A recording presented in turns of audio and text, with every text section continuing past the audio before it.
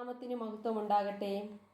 ഉൽപ്പത്തി പുസ്തകം 44 അധ്യായം 1 മുതൽ 34 വരെയുള്ള വാക്യങ്ങൾ. ഉൽപ്പത്തി 44 1 മുതൽ 34 വരെ. അനന്തരം അവൻ തൻ്റെ ഗ്രഹവിചാരകനോടെ, നീ ഇവരുടെ ചാക്കിൽ പിടിപ്പ് ധാന്യം നിറച്ച് ഓരോരുത്തൻ്റെ ദ്രവ്യം അവനവൻ്റെ ചാക്കിൻ്റെ വായ്ക്കൽ വെക്കുക. ഇളയവൻ്റെ ചാക്കിൻ്റെ വായ്ക്കൽ വെള്ളി കൊണ്ടുള്ള എൻ്റെ പാനപാത്രവും അവൻ്റെ ധാന്യവിലയും വയ്ക്കുക എന്ന് കൽപ്പിച്ചു. യോസേഫ് കൽപ്പിച്ചതുപോലെ അവൻ ചെയ്തു. നേരം വെളുത്തപ്പോൾ അവരുടെ കഴുതകളുമായി അവരെ യാത്രയച്ചു. അവർ പട്ടണത്തിൽ നിന്ന് പുറപ്പെട്ടേ ദൂരത്താകും മുൻപേ യോസേഫെ തൻ്റെ ഗ്രഹവിചാരകനോടെ, എഴുന്നേറ്റു ആ പുരുഷന്മാരുടെ പിന്നാലെ ഓടിച്ചെല്ലുക.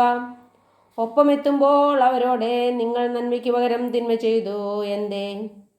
അതിനല്ലയോ എൻ്റെ യജമാനൻ കുടിക്കുന്നതേ, അതിനാലല്ലയോ ലക്ഷണം നോക്കുന്നത്? നിങ്ങൾ ഈ ചെയ്തതേ ഒട്ടും നന്നല്ല എന്നേ പറക എന്ന് കൽപ്പിച്ചു. അവൻ അവരുടെ അടുക്കലെത്തിയപ്പോൾ ഈ വാക്കുകൾ അവരോട് പറഞ്ഞു.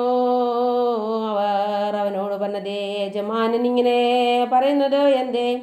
ഈ വക കാര്യം അടിയങ്ങൾ ഒരു നാളും ചെയ്തിട്ടില്ല. ഞങ്ങളുടെ ചാക്കിൻ്റെ വായ്ക്കൽ കണ്ട ദ്രവ്യം ഞങ്ങൾ കനാൻ ദേശത്തു നിന്റെ അടുക്കൽ വീണ്ടും കൊണ്ടുവന്നുവല്ലോ. പിന്നെ ഞങ്ങൾ നിന്റെ യജമാൻ്റെ വീട്ടിൽ നിന്നെ വെള്ളിയും പൊന്നും മോഷ്ടിക്കുമോ? അടിയങ്ങളിൽ ആരുടെ പക്കലെങ്കിലും ഇതേ കണ്ടാൽ അവൻ മരിക്കട്ടെ, ഞങ്ങളുടെ യജമാനെ അടിമകളായിക്കൊള്ളാം. അതിന് അവൻ, നിങ്ങൾ പറഞ്ഞതുപോലെ ആകട്ടെ. അതേ, ആരുടെ പക്കൽ കാണുന്നു അവൻ എനിക്ക് അടിമയാകും, നിങ്ങളോ കുറ്റമില്ലാത്തവരായിരിക്കും. അവർ ബന്ധപ്പെട്ട് ചാക്ക് നിലത്തെ ഇറക്കി ഓരോരുത്തൻ താൻ്റെ ചാക്ക് അഴിച്ചു.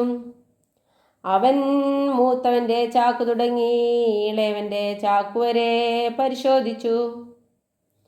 ബെന്യാമിൻ്റെ ചാക്കിൽ പാനപാത്രം കണ്ടുപിടിച്ചു. അപ്പോൾ അവർ വസ്ത്രം കീറി ചുമടെ കഴുതപ്പുറത്തെ കയറ്റി പട്ടണത്തിലേക്ക് മടങ്ങിച്ചെന്നു. യഹൂദയും അവൻ്റെ സഹോദരന്മാരും യോസേഫിൻ്റെ വീട്ടിൽ ചെന്നു.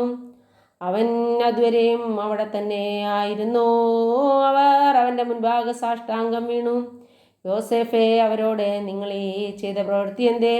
എന്നെ പോലെയുള്ള ഒരുത്തിനെ ലക്ഷണവിദ്യ അറിയാമെന്ന് നിങ്ങൾ അറിഞ്ഞിട്ടില്ലയോ എന്ന് ചോദിച്ചു. അതിന് യഹൂദ, യജമാനോടെ ഞങ്ങൾ എന്തു പറയേണ്ടോ, എന്തോ ബോധിപ്പിക്കേണ്ടോ?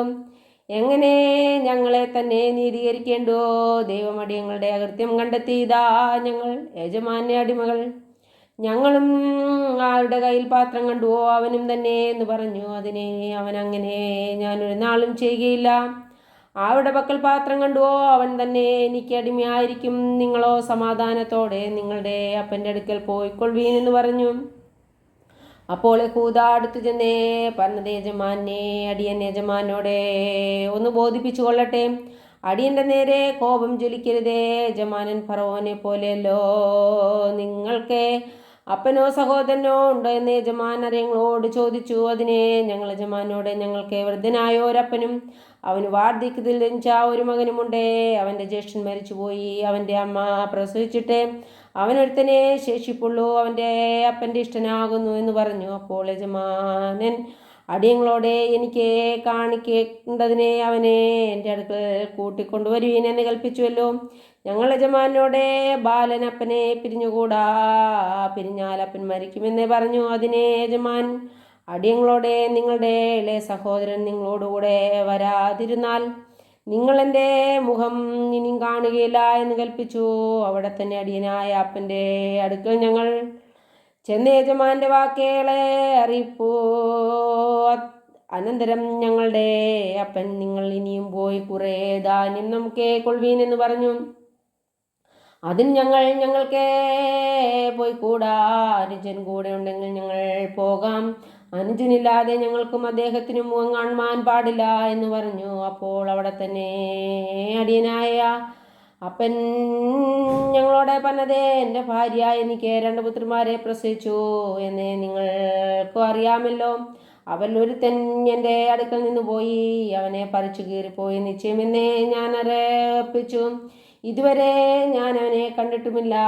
നിങ്ങൾ ഇവനെയും കൊണ്ടുപോയി അവനെ വല്ല ആപത്തും വന്നാൽ നിങ്ങൾ എൻ്റെ നരിയെ ദുഃഖത്തോടെ പാതാളത്തിൽ ഇറക്കുമാറാക്കും. അതുകൊണ്ടേ ഇപ്പോൾ ബാലൻ കൂടെയില്ലാതെ ഞാൻ അവിടെ തന്നെ അടിയനായ അപ്പൻ്റെ അടുക്കൽ ചെല്ലുമ്പോൾ ഇവൻ്റെ പ്രാണനോടുകൂടെ പറ്റിയിരിക്കൊണ്ടേ ബാലനില്ലെന്ന് കണ്ടാൽ അവൻ മരിച്ചു പോകും. അങ്ങനെ അടിയനായ അപ്പൻ്റെ നരിയെ ദുഃഖത്തോടെ പാതാളത്തിൽ ഇറക്കുമാറാക്കും. അടിയൻ അപ്പനോടെ അവനെ നിന്റെ അടുക്കൽ കൂട്ടിക്കൊണ്ടുവരാതിരുന്നാൽ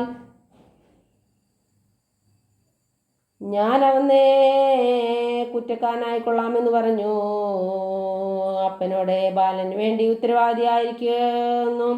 ആകയാൽ ബാലനെ പകരം അടിയൻ യജമാനെ അടിമയായിരിക്കാനും ബാലൻ സഹോദരനോടുകൂടെ പോയിക്കൊള്ളുവാനും അനുവദിക്കണമേ. ബാലൻ കൂടെയില്ലാതെ ഞാൻ എങ്ങനെ അപ്പൻ്റെ അടുക്കൽ പോകും? അപ്പനെ ഭാവിക്കുന്ന ദോഷം ഞാൻ കാണേണ്ടി വരുമല്ലോ. ദൈവമേ, സ്തുതി അങ്ങേക്ക് യോഗ്യമാവുന്നു. ബാറയ്ക്കുമോ പിതാവിനും പുത്രനും പരിശുദ്ധ റൂഹായ്ക്ക് സ്തുതി എന്നേക്കുള്ളാൻ തന്നെ. ആമീൻ.